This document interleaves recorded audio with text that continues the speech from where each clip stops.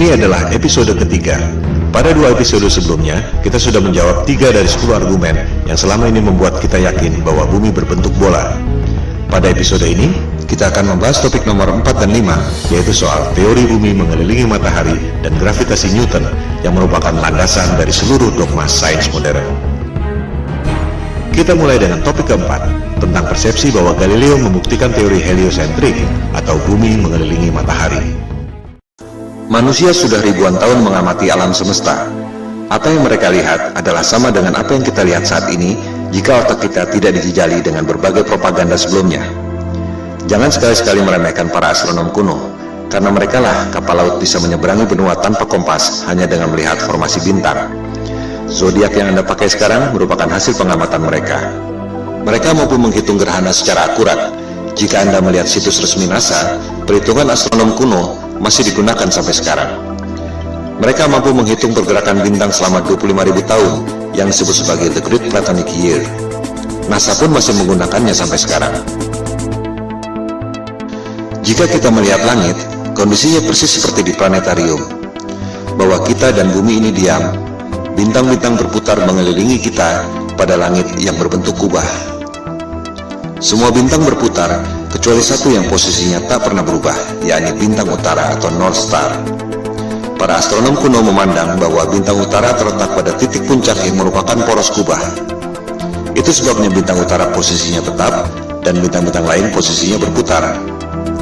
Kondisi bumi datar dengan langit berbentuk kubah merupakan kosmologi yang umum pada agama-agama besar di dunia.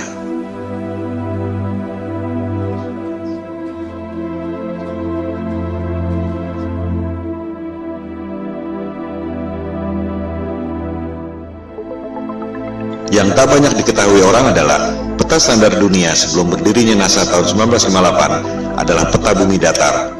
Silakan Anda buka situs Boston Public Library. Anda akan menemukan peta seperti ini. Judulnya, Peta Standar Dunia yang Baru.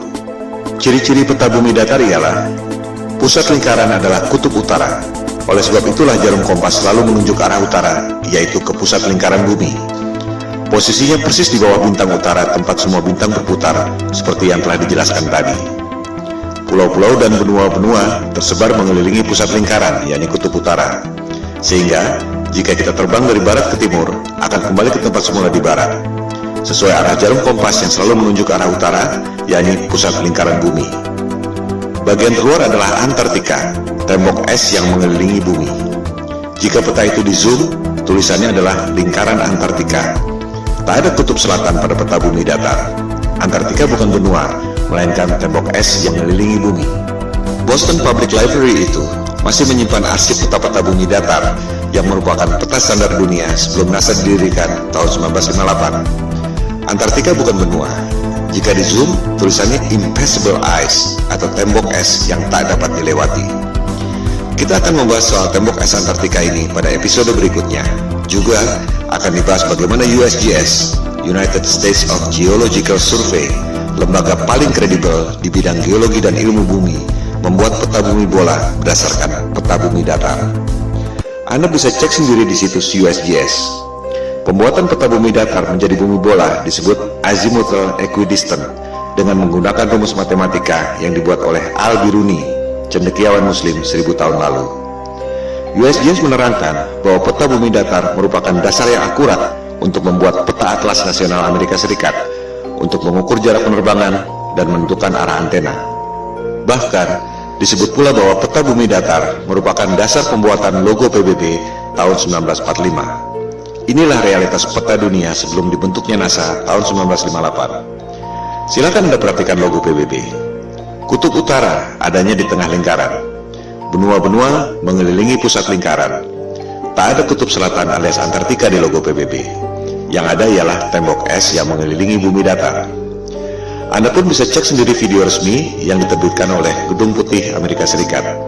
Terlihat di situ ruang rahasia Presiden Kennedy yang menjabat sampai tahun 1963 menggunakan peta bumi datar di ruang kerja rahasianya.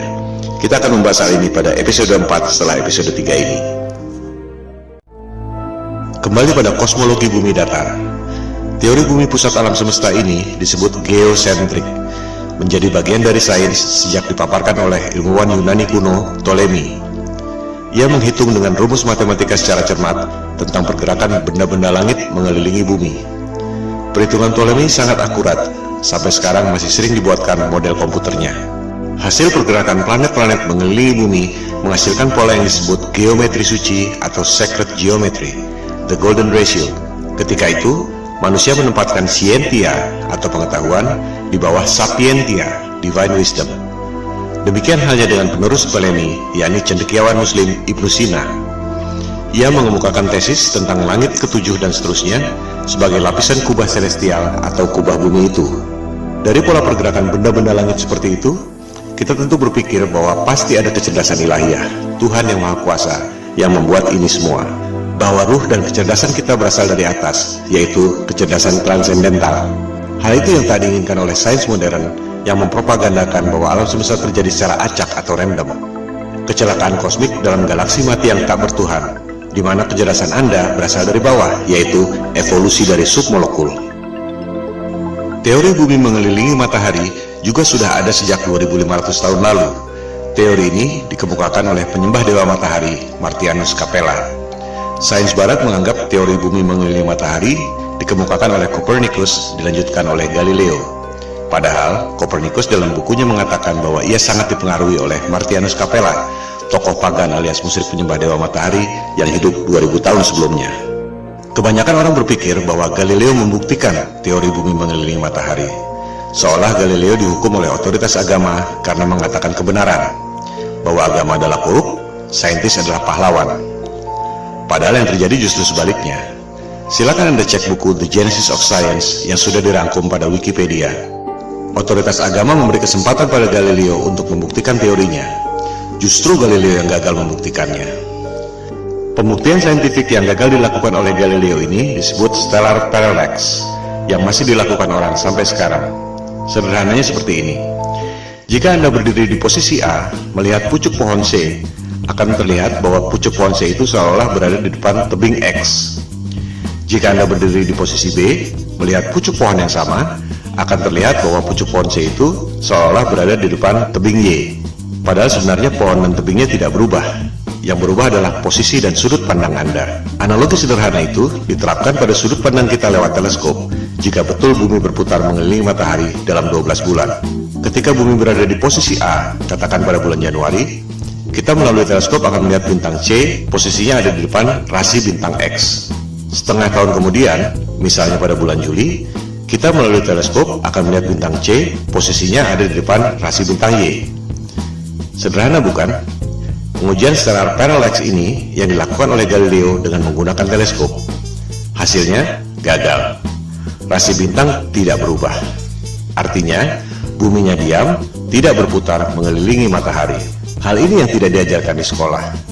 Seolah-olah Galileo dihukum karena menyampaikan kebenaran. Padahal ia gagal membuktikan teorinya.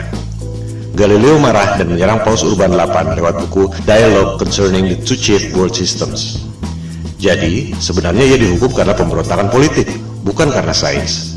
Disinilah kebohongan sains modern dimulai.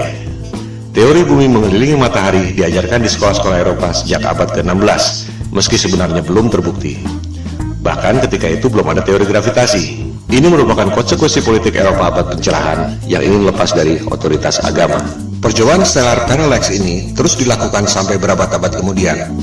Terakhir dilakukan oleh NASA dan Harvard University. Silakan Anda cek, hasilnya ada di perpustakaan Harvard University. Seiring dengan kemajuan teleskop, dilaporkan bahwa terlihat posisi bintang memang berubah. Masalahnya, yang separuh bergerak ke kiri, yang separuh lagi bergerak ke kanan. Fenomena ini disebut negative parallax. Artinya apa? Artinya tak mungkin bumi mengelilingi matahari jika bintangnya bergerak berlawanan arah. Artinya, buminya diam, posisi bintang-bintangnya yang berubah.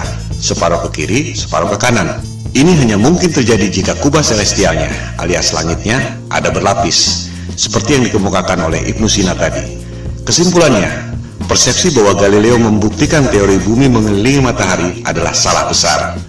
Pertama, Galileo gagal membuktikan teorinya, di mana rasi bintang atau stellar parallax tidak berubah. Kedua, sampai zaman modern pun, NASA dan Harvard University tak berhasil membuktikan stellar parallax. Yang ada justru negative parallax, separuh rasi ke kiri, separuh rasi ke kanan. Dengan demikian, terbukti bahwa teori bumi mengelilingi matahari yang dikemukakan oleh Copernicus dan Galileo yang diajarkan di sekolah-sekolah seluruh dunia dan merupakan indoktrinasi ke otak kita semua adalah kebohongan sains modern.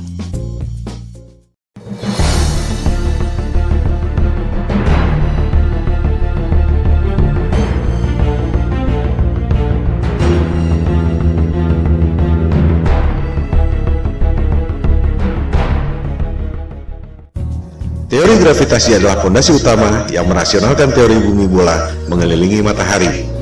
Kita tidak jatuh meski posisi kepala kita di bawah dan kaki kita di atas karena gravitasi. Kita tidak terlempar meski bumi berputar mengelilingi matahari karena ada gravitasi. Tapi, bisakah Anda menjawab mengapa air laut bisa nempel seperti kena power glue sementara balon gas bisa terbang? Bisakah Anda menjawab apa yang membuat matahari punya gravitasi sehingga mampu menarik planet-planet mengelilinginya? Kalau Anda bisa menjawab, silakan ajukan ke Komite Nobel. Sebab Einstein pun sudah berusaha menjawabnya dengan teori relativitas dan ia tak dapat hadiah Nobel untuk itu. Kebanyakan orang tak menyadari bahwa gravitasi Newton dan juga relativitas Einstein adalah teori, bukan fakta. Mari kita buktikan. Newton mengemukakan teori gravitasi tahun 1678 untuk merasionalkan teori bumi mengelilingi matahari yang terakhir dikemukakan oleh Galileo tahun 1615. Ketika itu, orang baru tahu ada medan magnet bumi lewat buku yang ditulis oleh William Gilbert berjudul The Magnet. Yang dimaksud The Magnet di sini adalah medan magnet bumi yang membuat jarum kompas selalu menunjuk ke arah utara. Gilbert mengatakan bahwa bumi ini seperti medan magnet raksasa. Lewat legenda apel jatuh ke kepala Newton, ia berasumsi dan berteori bahwa benda jatuh karena gaya tarik bumi. Persis seperti medan magnet membuat jarum kompas menunjuk arah utara. Padahal, jika kita ganti jarum kompas dengan kayu, maka medan magnet bumi tak dapat menariknya. Dari situ, untuk mendukung teori bumi mengelilingi matahari, Newton berasumsi dan berteori bahwa planet-planet mengelilingi matahari karena gravitasi. Ia pun membuat rumus gravitasi yang terkenal itu. Rumusnya memang benar, menghitung massa dua buah benda, jarak, dan gayanya. Tapi itu tidak membuktikan bahwa bumi punya gaya tarik. Silakan Anda cek, Newton tak dapat membuktikan mengapa apel jatuh ke kepalanya secara vertikal, tapi bumi terkena gravitasi matahari, berputar keliling-keliling, tak ada habisnya. Sebuah fenomena bisa dijelaskan lewat penjelasan saintifik yang berbeda. Mari kita ambil beberapa contoh. 1. Fenomena elektron berputar mengelilingi inti atom. Apa penyebabnya? Newton akan menjawab gravitasi, persis seperti bumi mengelilingi matahari. Betul? Jelas salah. Niels Bohr, ilmuwan penemu kuantum leap dalam atom, mengatakan bahwa itu disebabkan oleh elektromagnetik, bukan gravitasi. Tak ada gravitasi pada atom. Rumus gravitasi Newton sama sekali tak bisa diterapkan untuk menghitung pergerakan atom. Di sini letak inti masalahnya. Ketika Newton hidup, ia tak tahu ada elektromagnetik. Oleh sebab itu ia berasumsi bahwa planet mengelilingi matahari karena gravitasi. Contoh kedua, fenomena matahari dan bulan berjalan pada porosnya. Apa penyebabnya? Newton akan menjawab gravitasi. Memang itu tujuan ia mengemukakan teori gravitasi. Nikola Tesla akan menjawab elektromagnetik. Persis seperti elektron berputar mengelilingi inti atom, suatu hal yang belum diketahui Newton selama hidupnya. Tesla dapat menciptakan semua temuan-temuan yang dahsyat itu yang telah dipaparkan pada episode sebelumnya karena menganggap bumi ini bukan planet yang mengelilingi matahari. Bumi adalah pusat alam semesta yang memiliki energi dahsyat, termasuk menggerakkan matahari, bulan, dan bintang-bintang pada kubah celestial. Ia pun mengatakan matahari dan bulan digerakkan secara wireless oleh medan elektromagnetik yang ada di ether. Lebih jauh lagi, ia mengatakan bahwa kubah bumi atau kubah celestial itu terangkat karena medan elektromagnetik. The only force you need to counter is the electromagnetic force, not gravity.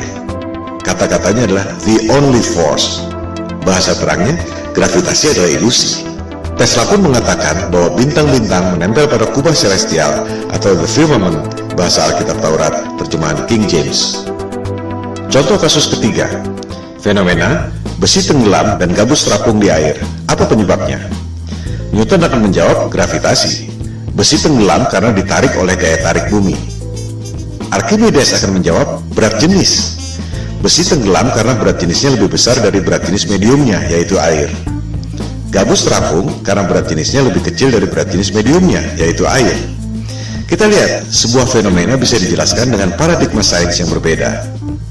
Contoh kasus keempat, fenomena balon helium terbang di udara. Newton dengan paradigma gravitasinya mungkin terpaksa menjawab anti-gravity. Archimedes akan menjawab dengan hal yang sama, berat jenis. Balon helium terbang karena berat jenisnya lebih kecil dari berat jenis mediumnya, yaitu udara. As simple as that. Coba kita simak baik-baik foto ini. Air laut bisa nempel tanpa ada setetes pun yang tumpah. Sementara, kalau kita goyangkan gelas ke atas, air pasti muncrat ke atas sebelum jatuh ke bawah. Padahal, tenaga kita tidak sebesar tenaga samudra. Karena sudah diindoktrinasi sejak kecil dan menganggap bumi bola adalah fakta, kebanyakan orang akan mengatakan bahwa air laut tidak tumpah dan kita tidak merasa bahwa kaki kita ada di atas karena ada atmosfer yang terkena gravitasi. Contohnya adalah gambar ini. Betul? Salah. Itu adalah gambar imajiner tentang medan magnet bumi. Banyak orang mengira gravitasi adalah medan magnet bumi, padahal bukan. Seperti dilihat pada gambar itu, ada jarum kompasnya. Artinya, itu adalah medan magnet bumi yang membuat kompas menunjuk arah utara, bukan gravitasi yang mampu menarik orang ataupun gajah. Gambar tentang gravitasi adalah seperti ini. Di situ tulisannya, gravitasi membuat semua yang ada di bumi ini stabil. Apakah itu gambar ilmiah? Jelas bukan. Kita juga bisa membuat gambar bumi berbentuk kotak, atau bisa juga kita bikin bumi berbentuk trapesium dengan klaim yang sama. Itu semua adalah gambar imajiner. Coba kita perhatikan gambar ilustrasi gravitasi bumi itu. Apa yang janggal? Kita bandingkan dengan gambar medan magnetik bumi sebelumnya. Di gambar kanan itu, kita lihat ada kutub positif, ada kutub negatif. Ada gaya tarik, dan ada gaya tolak. Sama seperti gambar besi magnet. Ada gaya tarik, ada gaya tolak. Ini adalah hukum kekekalan energi. Energi tak dapat diciptakan dan tak dapat dimusnahkan. Hanya bisa berubah bentuk. Contohnya, orang niup balon. Jika balonnya mengembang, pasti paru-paru yang niup itu mengempis. Tak mungkin ada balon mengembang terus jika tak ada energi lain yang mengempis. Inilah hukum kekekalan energi. Nah, itu teori gravitasi, ada gaya tarik bumi, tapi tak ada gaya tolak. Di mana logikanya? Ini bertentangan dengan hukum kekekalan energi. Sekali lagi, gambar-gambar pendidikan yang canggih-canggih itu adalah gambar imajiner. Tergantung asumsi orang yang membuatnya, bukan berarti bahwa itu fakta. Newton tak dapat menjelaskan mengapa bumi bisa punya gaya tarik. Yang bisa menjawab itu adalah Einstein tahun 1905. Dia bilang, gravitasi terjadi karena massa yang besar seperti bulan, bumi, matahari membuat ruang dan waktu melengkung. Wow, sungguh ide yang brilian yang tak terpikirkan dalam imajinasi saintis manapun di dunia. Itu yang membuat Einstein seorang jenius yang lain dari yang lain. Sebuah teori yang sangat indah. Pertanyaannya, apakah teori itu betul? Itu cuma teori yang ada dalam tulisan dan gambar, tak pernah ada di alam nyata. Contohnya ini, orang mencoba menjelaskan teori relativitas Einstein, bagaimana ruang dan waktu melengkung, menciptakan gravitasi yang membuat planet-planet mengelilingi matahari.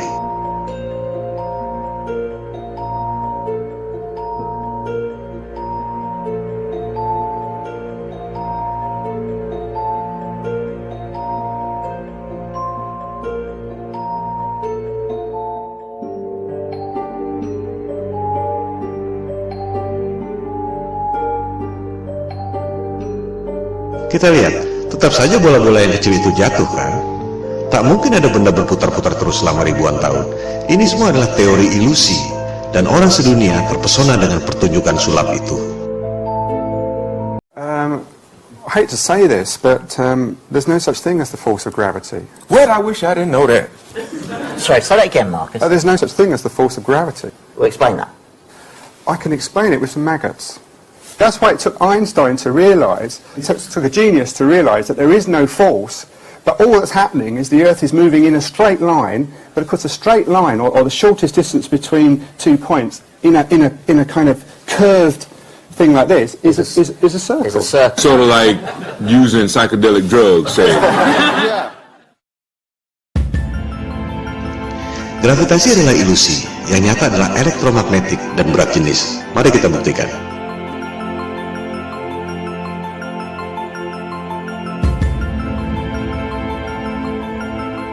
Jadi, betul kata Tesla.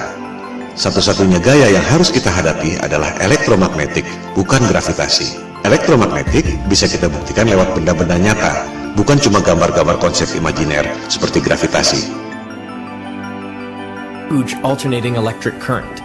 On top is a 1 kilogram aluminium plate. So we hear this noise. What's that noise? It's the vibration of the plate because it's vibrating at 2 times the frequency of this one.